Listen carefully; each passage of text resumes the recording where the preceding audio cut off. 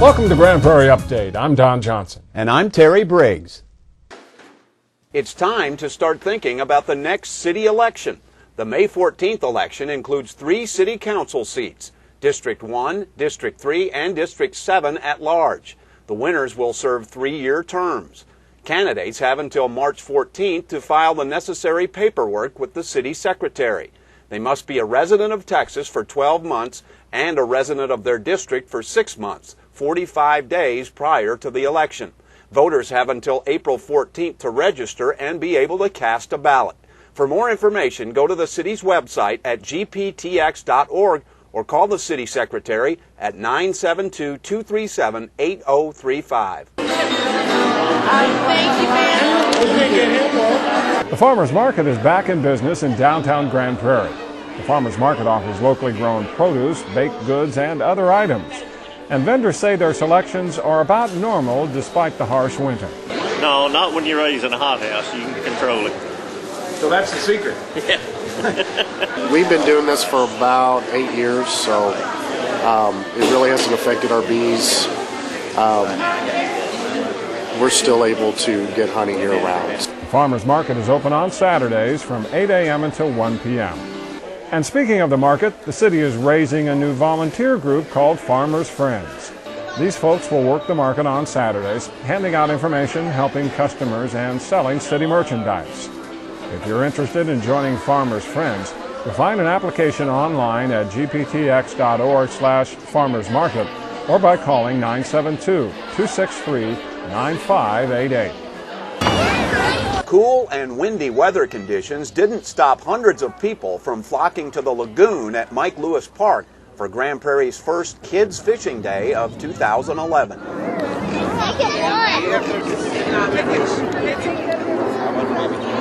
The Kid Fish is sponsored by the Parks and Recreation Department, which stocked the lagoon with 3,000 pounds of trout thanks to a cooperative effort with the Texas Parks and Wildlife Department. The event is open to boys and girls 16 years old and younger. Catch that? Yes. She caught a 19-inch early, the first one. Kid Fish is free and prizes are awarded in 3 age groups for the biggest fish, smallest fish, and most fish caught.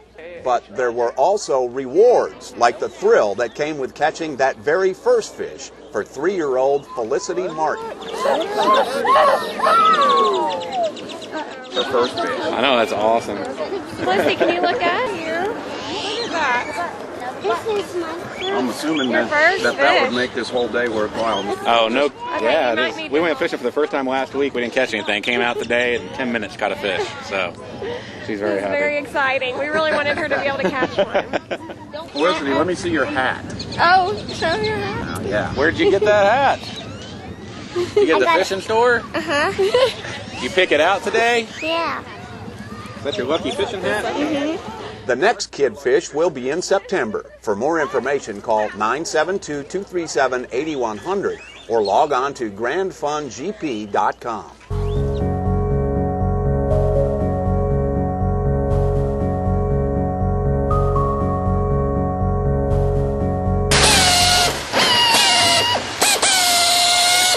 If you want an example of how to make green by being green, just take a look at Monitex in Grand Prairie. This local business is the destination for thousands of obsolete computers, monitors, printers, and other electronic devices. Monitex contracts with cities, companies, and other customers to recycle their electronic waste. First thing it'll go through is kind of a triage sorting process where we will classify the equipment as to whether it's good for remarketing, reuse, or recycling. The time is anywhere from 7 to 12 days for a truckload of equipment that comes in. By the time it makes its way through the sorting process, through the demanufacturing process, and then all the way to its individual end product. According to Segovia, about 20 to 25% of the material is refurbished and resold. The rest is shredded or pulverized for scrap. The biggest change I think we can say that we've had is just the size. The scale of the operation has definitely grown over the years. It started out small as we fine-tuned our process and We created some efficiencies and some better processing methodologies. Really, that's, I think, the biggest change that we've had. The process itself has grown. More equipment is coming in the door.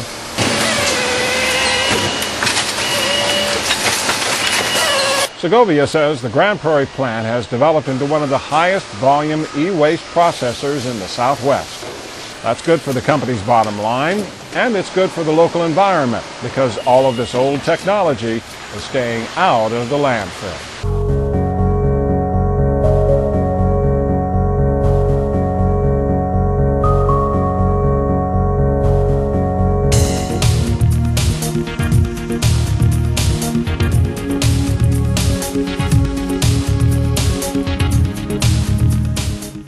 This fence is getting to the point where it's going to have to be replaced pretty soon. In some sense, Grand Prairie's code enforcement officers have been asked to play the role of referee, and many times it's an easy call. This fence is what I would consider to be a dilapidated fence. The fence is leaning. The fence should be upright and not leaning. Fences and what you need to know, the subject of this edition of Know the Code. Deteriorated, missing panels, or leaning, those things constitutes a dilapidated fence. Obviously, the fence on this property needs immediate attention, so the code enforcement officer will inform the owner about options. Once we observe a dilapidated fence, our first course of action is to give them a notice. If they're present, we normally would give them a hand notice.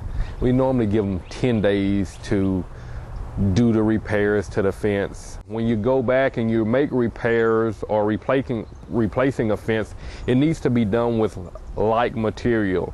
Like, for instance, the metal poles should be wooden poles. And actually, there are 3 options when it gets to this point.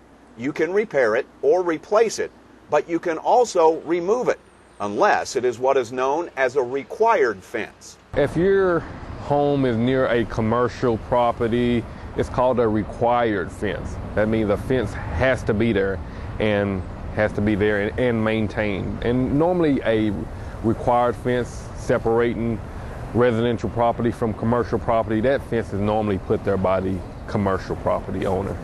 And Reagan says that even when repairing or replacing the fence are the only options, the city is willing to work with you because they're well aware of the cost for repairs or building a new one and the penalties that will come for those who don't. That penalty is pretty stiff. The price of it is normally set by the courts, and it can be upwards of $200-300 on a citation. And that's why we work with them. I mean, if they're going to say, hey, you know what, Randy, I'll get a fence panel and I'll get this one put up this week and I'll do this one next month, we'll work with you. Times are hard for a lot of people. So we don't mind working with you at all. If you have questions, you can call the Grand Prairie Code Enforcement Division at 972-237-8296 or log on to the city's website, gptx.org, and follow the links to code enforcement. And now you know the code.